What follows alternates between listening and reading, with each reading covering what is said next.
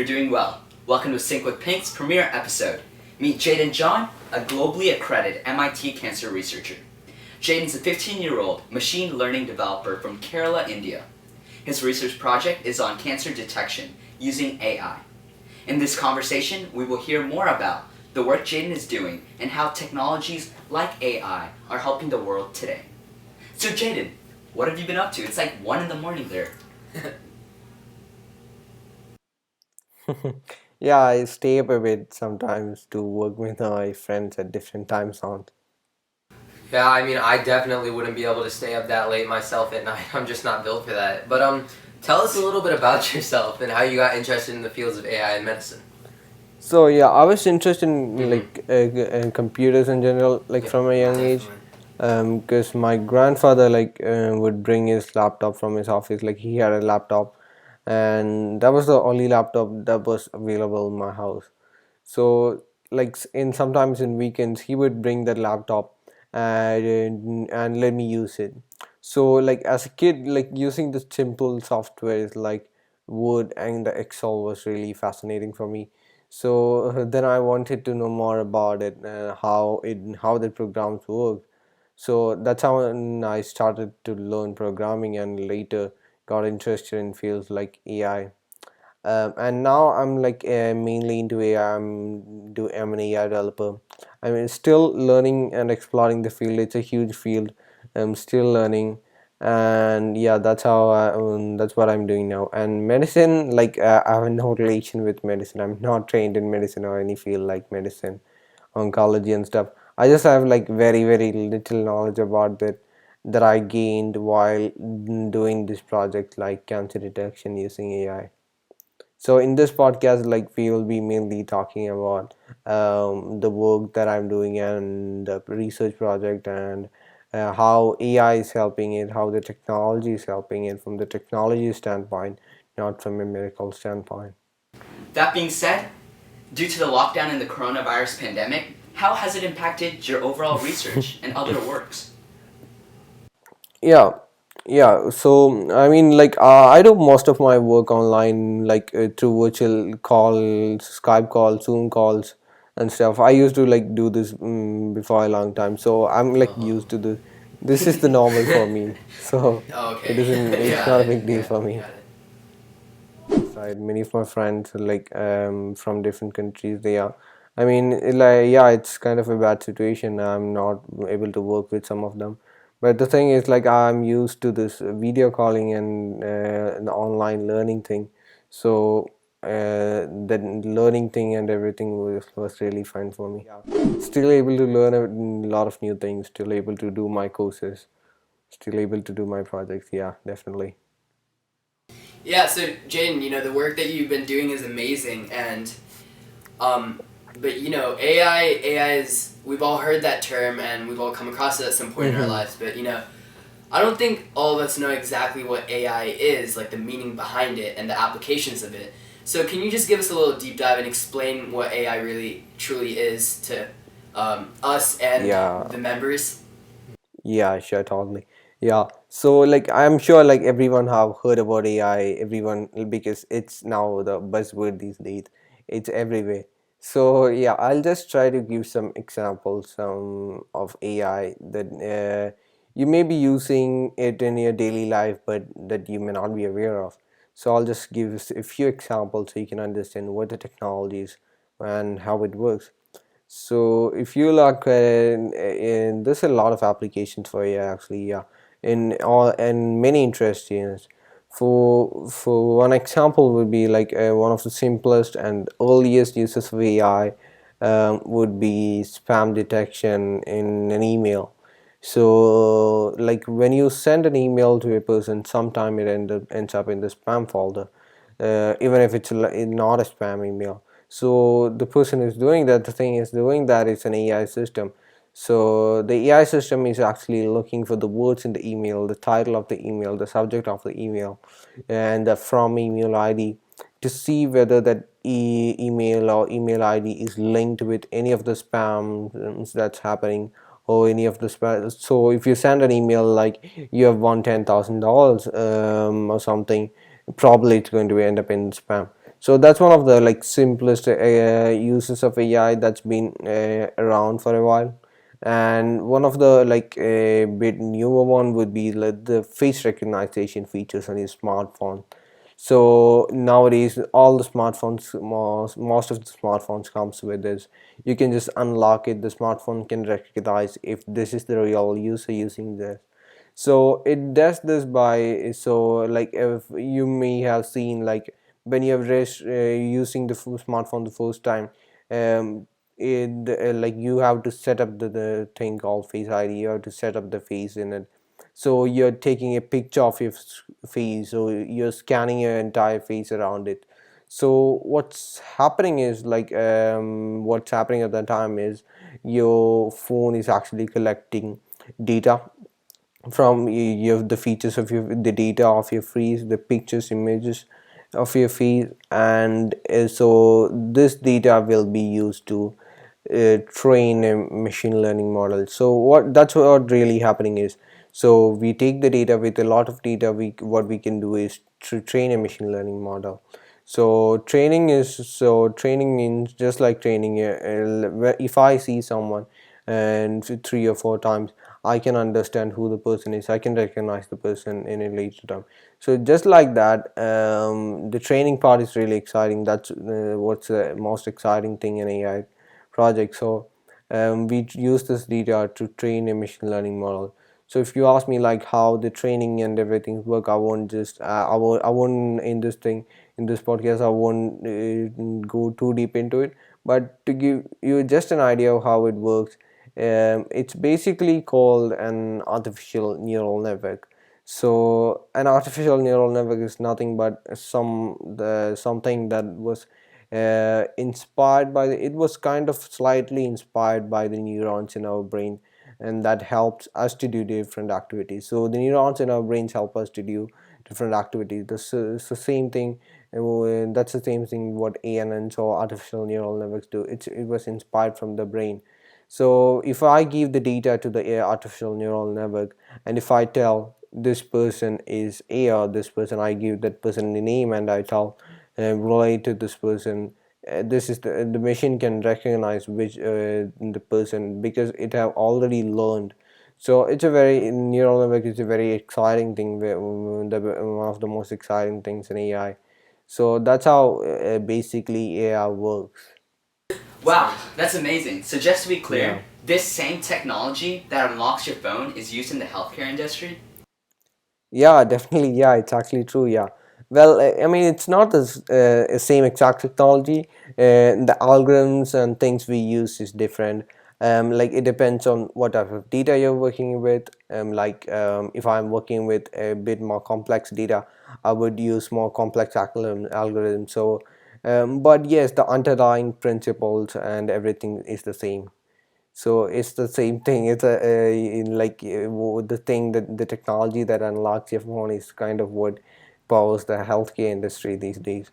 So if you look at the past few years, you can we can see a lot of AI system that's used in hospitals and the healthcare industry. Like very big increase in the systems, AI softwares and systems that's been used. So one of the like main reasons to this is, one, obviously, AI systems are getting better and better.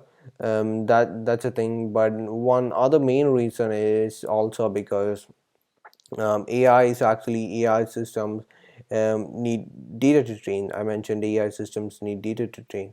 So with this data, so AI systems in the past few years, there's been a significant increase in medical data, EHR data that's been recorded. I mean, we had data earlier, but now but that was not digitally stored, or in not any kind of data or was digitally stored. But these days, like if you visit a hospital and if you take a few scans or something, and next day maybe if you go back or you go for a follow-up appointment, you can easily see that the doctor can easily like pull your entire file, and all the data and everything will be available.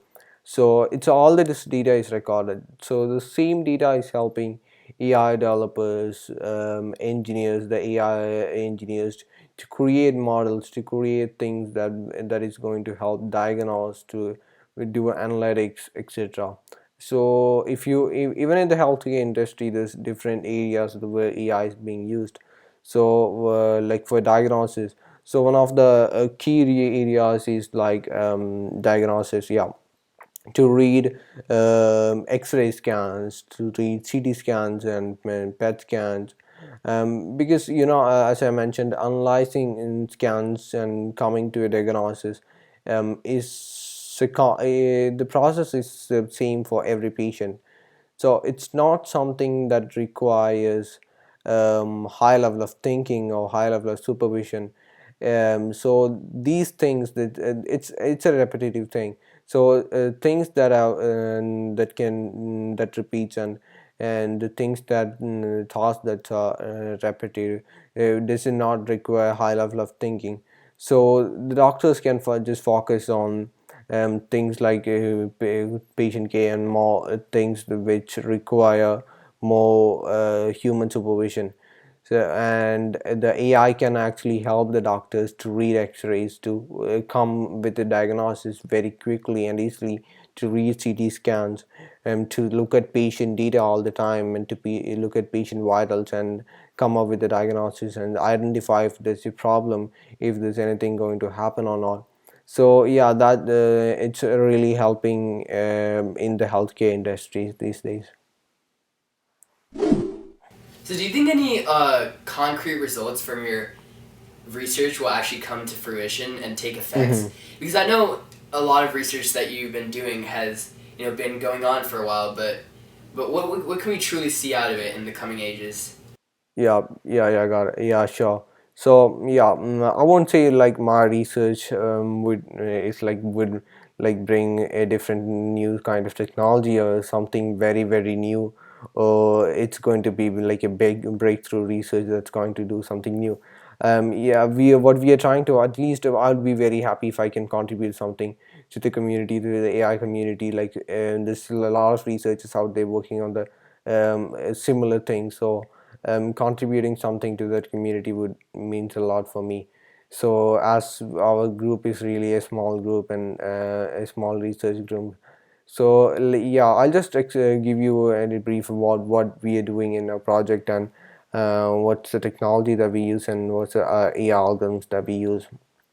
So so I work on cancer detection using AI. I work on I use different types of data to detect cancer early, to do potentially detect cancer before the tumor, things like that, or early stages of the cancer where it's easier for treatment.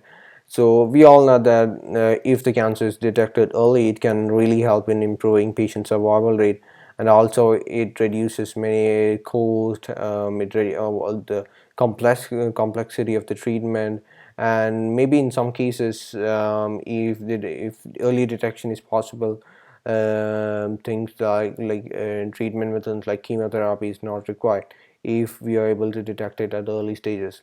So but it's not easy, what many researchers are trying to do in not just AI, in many fields, is to trying to detect this early, use bringing creating new types of scans and stuff. So what we are doing is this as I told, so some of the current methods that's been recommended for detection, early detection of finding out that you have a cancer early, is regular screening, annual screening. So like for breast cancer, annual mammograms and stuff. So but still, the thing is, for when you take a mammogram, the tumor should be present there, or there should be some sort of before even if you do annual mammograms, you won't be able to detect the cancer before the tumor starts, or things like that. So we are trying to, what most the new research doing is trying to detect the cancer a lot earlier, so that treatment can be very easier. So one of the technologies that being used these days for that to doing the same, that is like detecting cancer early, is using gene or using DNA mutations, genes, etc., etc. So I'll just give you an example. So let's see. So yeah, for humans in each cell, normally there's like 23 pairs of chromosomes, which makes up 46. So this inside this chromosomes, there's hundreds and thousands of genes. So sometimes there is a defect in the gene. It may be inherited from your parents or both of your parents, or it just happened in your lifetime. So sometimes there will be a defect in the gene which may cause cancer, or which may have like high risk of cancer. For example, if you take the example of breast cancer, if you have a mutation to a specific gene called BRCA gene, it means if you have a defected copy of the BRCA gene, so the risk of you having a lot of types of cancer is high, very high risk of getting a lot of types of cancer. So like this genetic data and DNA data, after all, and this like all there's a lot of research going on to trying to find out things from this genetic data. And now these days, like there's genetic test there that you can do for to if there's like you if you believe your family have like your family members are all of your father or mother is cancer survivors or have cancer. You can maybe go for some, there's a lot of like gene tests and stuff available right now. So this genetic data is really valuable and important. So what we are doing is using AI to better identify this data, understand this data, because AI is really good, AI techniques and is really good to learn from a big data set, learn from a big data. So we are trying to use this data to find out, to identify the data, to understand and the mutations. We are using data like gene expression data, which can give us a lot of information, like whether that person will have cancer, or we can find out the origin of the cancer if that's happened, and identifying the type of the cancer, what type of cancer we are looking at. So by combining like the data by from many sources, I think machine learning can help us a lot in detecting cancer early, because if we get data from many sources, like from one from your DNA, one from like some from your DNA, and also your scanning results, and when a lot of data inputs are there, it would be really easy for a machine learning model to easily detect what's the problem with, if there's a risk of cancer or not. So another technology now these days, in the same genetic testing, there's a testing, so it's this thing called ctDNA. So it will be in your, if you have a tumor somewhere in your body, so there will be like the tumor will actually omit some of the DNA, some of the DNA, cancer DNA is out in the blood or somewhere, in any fluids in the body. So what researchers, I just read this, so what researchers are trying to do is take this blood sample, take the circulating fluid sample, and to see whether, and use some very very high end sequencing technologies to see inside the DNA and see if it's cancerous, and see whether the patient is suffering from cancer, or a tumor is inside the patient. So if a tumor is there, we can go ahead with next screening and testing. So that's what our basically our research is, and how like various researchers are trying to use technologies like AI for cancer detection and basically early detection of cancer. So Jaiden, I'm sure you've had enough of all these long questions. So for this round, let's switch it up and do a 30-second rapid fire random question round. Are you good with that? Yeah, sure. Timer is on the screen behind us. Three, two, one. When's your birthday? Actually, in August 11, 2004. What's your favorite color? maybe Pync, as in sync with Pync. What's your favorite animal? Have a favorite animal? I have not thought about it. Yeah, I passed that. What's your favorite food? Oh, favorite food, it's hard. I have a lot of favorite food. So Jaiden, I forgot to ask my most favorite question. What is it? What's your favorite SAT Oh, I didn't prep do service? that. Katie called her. Katie calls. Well, I don't think Jaiden even does the SAT. He's not like us, and that is our time. MIT researcher. MIT MIT That's researcher true, that's doesn't true. need KD. So, Jaiden, if you don't mind, we've actually received over 30 questions from our wonderful... Cap. Okay, maybe not 30. 30 Sure, questions sure. from our wonderful supporters, and unfortunately, we only have the time to ask you 3 of them. Would you be willing to answer? So the first question is from Nitya Kappa. Koopa. Oh, I didn't quite get it. Can you Truba. repeat that? Oh, Koopa true, Troopa. true. Koopa Troopa. How did you develop such a strong passion at such a young age, and when did you realize that this was what you were interested in? Okay, I think I already answered it. It Oh. was basically through, I think it Truly was just inspiring. through exploring technology and seeing, even if I had, like I thought mentioned, I used to like play on my grandfather's computer to see how things work. I mean, often if I use it, probably he would have to take it to the repair shop once in a month because my exploration was like that. I may do anything with that. So yeah, I mean, exploring various fields, exploring various things, how will help you really understand what you're interested in and what you're passionate about.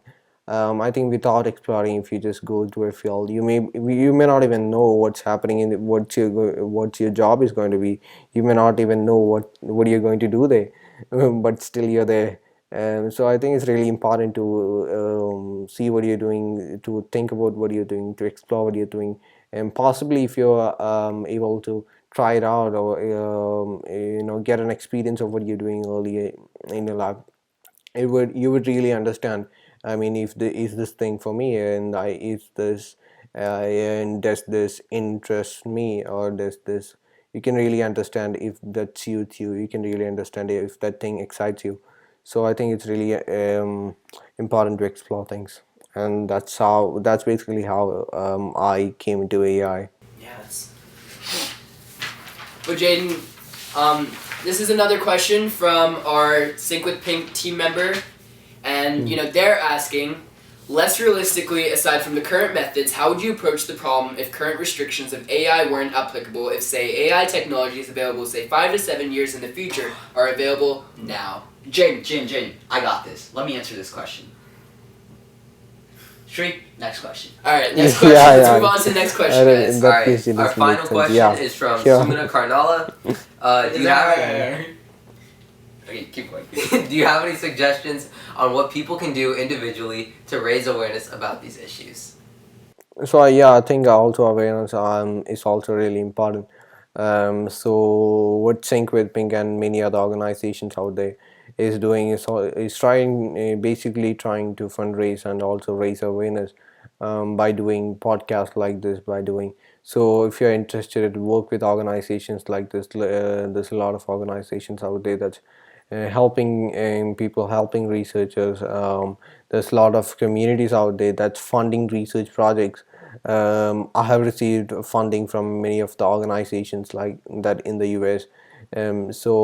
If you are and many researchers, many communities are out there doing many stuff, so you can probably collaborate them, and to spread awareness within your friend circle, spread awareness within your schools, try to within your places, try to work with communities like this to spread awareness in your local community. Okay, so to add on to what Jaiden said, there are a number of things that you can do through the Sync with Pink organization itself. If you visit our website and click on the fundraising page, you can fundraise with us as an independent fundraiser. We've also linked a donation page on there, which is a link that you can send to your friends and family in hopes of garnering donations from them. You can check out our website and our social media channels, and you can also Check out our Twitter page, our Instagram page, and our Facebook page. That's all the time we have for today's podcast. Thank you so much for taking us with your journey, Jaiden, and we hope this podcast was helpful to everyone listening. Jaiden, would you like to add anything? No, thank you for having me here. It was a Yeah. great experience. Like in this podcast, I think this is the first podcast for this in the series. So this was more like into the technical part of how I'm using that particular technology to do a small research project with my friends. And so in the future podcast, I think there will be more medical professionals who's actually professional in the areas in medicals and professionals in cancer and stuff. You can answer more of your questions and stuff. So yeah, I hope you like my small explanation about AI and the small talk. Thank you for having me here. Thank you, Jaiden. And one Thank last you, thing, bye. make sure to check our current website and our Instagram page and social channels to see our podcast and our future podcasts that come to fruition. And we hope to see you soon. And, that's all. Have a nice day.